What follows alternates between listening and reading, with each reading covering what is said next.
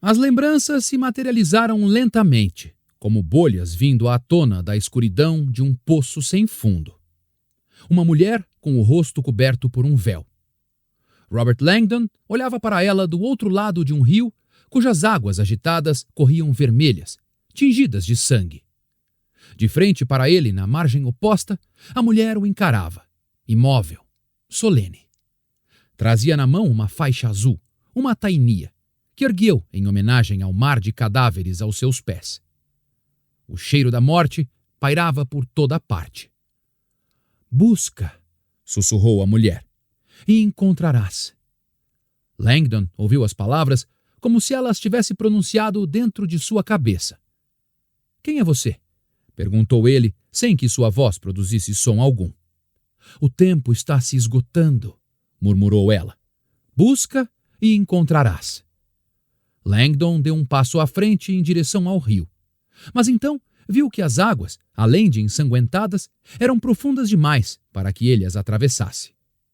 Quando tornou a erguer os olhos para a mulher de véu, os corpos aos seus pés tinham se multiplicado. Eram agora centenas, milhares talvez, alguns ainda vivos, contorcendo-se de agonia, padecendo mortes inimagináveis.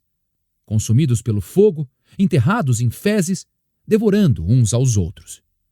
Podia ouvir os lamentos humanos ecoando acima da água. A mulher se moveu em sua direção com as mãos esguias estendidas, como quem pede ajuda. "Quem é você?" gritou Langdon dessa vez. Em resposta, a mulher levou a mão ao rosto e ergueu lentamente o véu. Sua beleza era arrebatadora. Porém, ela era mais velha do que Langdon imaginara. 60 e poucos anos, talvez. Altiva e forte, como uma estátua atemporal. Tinha um maxilar anguloso, de aspecto severo, olhos penetrantes e intensos e longos cabelos prateados, cujos cachos lhe caíam em cascata sobre os ombros. Um amuleto de lápis-lazuli pendia de seu pescoço. Uma serpente solitária enroscada em um bastão. Langdon teve a sensação de que a conhecia, de que confiava nela. Mas como? Por quê? Ela então apontou para duas pernas que brotavam da terra, se contorcendo. Aparentemente, eram de alguma pobre alma enterrada até a cintura, de cabeça para baixo. Uma letra solitária escrita com lama se destacava na coxa pálida do homem. R. R? Pensou Langdon intrigado. R de Robert? Será que esse sou eu? O rosto da mulher nada revelava. "Busca e encontrarás", repetiu ela. Subitamente, ela começou a irradiar uma luz branca, cada vez mais forte. Todo o seu corpo passou a vibrar com intensidade e então, com um estrondo repentino, ela explodiu em 1000 faíscas. Langdon acordou sobressaltado aos gritos. Estava sozinho no quarto iluminado. O cheiro pungente de álcool hospitalar pairava no ar. Ali perto, bips de máquina soavam em discreta sintonia com o ritmo de seu coração. Tentou mover o braço direito, mas uma dor lancinante o impediu. Olhou para baixo e viu que um catéter intravenoso repuxava a pele de seu antebraço. Sua pulsação se acelerou e as máquinas acompanharam o ritmo, passando a emitir bips mais rápidos. "Onde estou? O que aconteceu?" A nuca de Langdon latejava, uma dor torturante. Com cautela, ele ergueu o braço livre e tocou o couro cabeludo, tentando localizar a origem da dor de cabeça. Sob os cabelos emaranhados, encontrou as extremidades duras de uns 10 pontos incrustados de sangue seco. Fechou os olhos e tentou se lembrar de algum acidente. Nada. Branco total. Pense. Apenas escuridão. Um homem com roupa cirúrgica entrou apressado, aparentemente alertado pela aceleração dos bips do monitor cardíaco de Langdon. Tinha a barba desgrenhada, bigode cerrado e olhos bondosos, que transmitiam uma calma atenciosa por baixo das sobrancelhas revoltas. O que houve?" Langdon conseguiu perguntar. "Eu sofri algum acidente?" O barbudo levou um dedo aos lábios e tornou a sair às pressas para chamar alguém no corredor. Langdon virou a cabeça, mas o movimento fez uma pontada de dor atravessar seu crânio. Respirou fundo várias vezes e esperou a dor passar. Então, com cuidado e de forma metódica, examinou o ambiente estéril ao seu redor. O quarto de hospital continha uma cama só. Não havia flores, não havia cartões. Viu as próprias roupas em cima de um balcão próximo ao leito, dobradas dentro de um saco plástico transparente. Estavam cobertas de sangue. Meu Deus, deve ter sido grave. Langdon girou a cabeça bem devagar em direção à janela ao lado da cama. Estava escuro lá fora. Era noite. A única coisa que ele conseguia ver no vidro era o próprio reflexo. Um desconhecido pálido, exausto e abatido, ligado a tubos e fios, cercado por equipamentos hospitalares. Ouviu vozes se aproximando pelo corredor e tornou a olhar para o quarto. O médico voltou, desta vez acompanhado por uma mulher. Ela parecia ter 30 e poucos anos. Usava roupa cirúrgica azul e tinha os cabelos louros presos em um rabo de cavalo grosso que balançava ao ritmo de seus passos. Sou a doutora Sienna Brooks, apresentou-se abrindo um sorriso para Langdon ao entrar. Vou trabalhar com o Dr. Marconi hoje à noite. Langdon assentiu com um débil meneio de cabeça. Alta e graciosa, a doutora Brooks se movia com a desenvoltura assertiva de uma atleta. Mesmo com aquela roupa folgada, conservava uma elegância esguia. Por mais que Langdon não percebesse nenhum traço de maquiagem, sua pele tinha uma suavidade incomum. A única mácula era uma pinta minúscula logo acima dos lábios. Os olhos, de um tom castanho suave, pareciam estranhamente penetrantes, como se houvessem testemunhado experiências de rara profundidade para alguém tão jovem.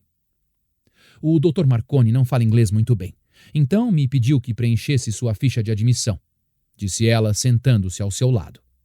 Voltou a sorrir. Obrigado. Certo? Começou ela, assumindo um tom de voz sério. Qual é o seu nome? Ele precisou de alguns instantes. Robert. Langdon. Ela apontou uma lanterninha para seus olhos. Profissão? Ele respondeu ainda mais devagar.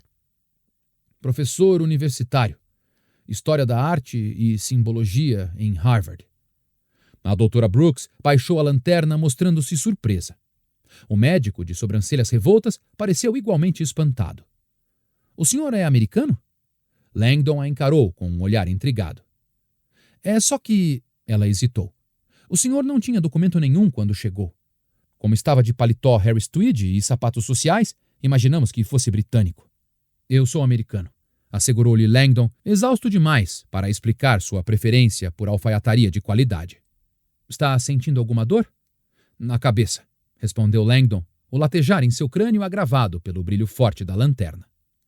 Felizmente, a médica aguardou no bolso e pegou seu pulso para medir os batimentos. O senhor acordou gritando, falou. Consegue se lembrar por quê? Langdon voltou a ter um lampejo da estranha visão da mulher de véu cercada de corpos em agonia. Busca e encontrarás. Tive um pesadelo. Sobre o quê? Langdon lhe contou. A doutora Brooks manteve uma expressão neutra enquanto fazia anotações numa prancheta. Alguma ideia do que possa ter provocado uma visão tão apavorante? Langdon vasculhou a memória e então balançou a cabeça, que latejou em protesto. Muito bem, Sr. Langdon, disse ela sem parar de escrever. Agora vou fazer algumas perguntas de rotina. Que dia da semana é hoje? Langdon pensou por alguns instantes. Sábado. Eu me lembro de estar andando pelo campus hoje mais cedo, de participar de um congresso à tarde e depois... Acho que essa é a última coisa de que me lembro. Eu levei um tombo? Já vamos falar sobre isso. O senhor sabe onde está? Langdon deu seu melhor palpite. No Hospital Geral de Massachusetts? A doutora Brooke fez outra anotação. Existe alguém para quem devamos telefonar avisando? Mulher? Filhos? Ninguém. Respondeu Langdon sem precisar pensar. Sempre gostara da solidão e da independência que sua vida de solteiro lhe proporcionava, embora precisasse admitir que, nas condições em que se encontrava, preferia ter um rosto conhecido ao seu lado.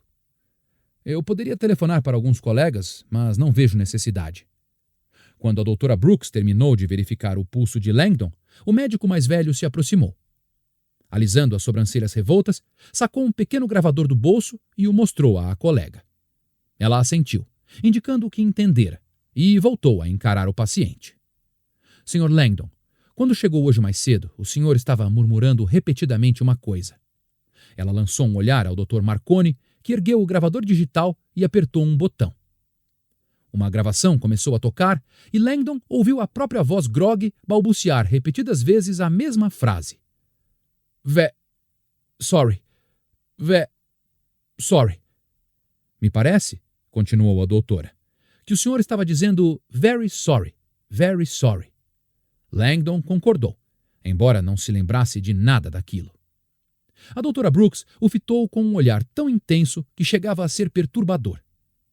Tem alguma ideia de por que diria isso? O que o senhor lamenta tanto? Enquanto se esforçava para tentar lembrar, Langdon tornou a ver a mulher de rosto velado parada à margem de um rio vermelho-sangue, cercada de corpos. Sentiu outra vez o fedor da morte. Foi invadido pela sensação repentina e instintiva de que estava correndo perigo. Não só ele, como todos os demais. Os bips do monitor cardíaco se aceleraram na mesma hora. Seus músculos se retesaram e ele tentou se sentar. A doutora Brooks se apressou em pousar a mão com firmeza sobre seu peito, forçando-o a permanecer deitado. Então, lançou um olhar rápido para o médico barbudo, que foi até um dos cantos do quarto e começou a preparar alguma coisa. Em pé, ao lado de Langdon, a doutora voltou a falar com um sussurro. Sr. Langdon, ansiedade é uma reação comum a traumatismos cranianos, mas o senhor precisa manter sua pulsação baixa. Não deve se mexer nem se agitar. Apenas fique deitado e descanse. Vai ficar tudo bem. Aos poucos vai recuperar a memória. O outro médico voltou com uma seringa, que entregou à doutora Brooks.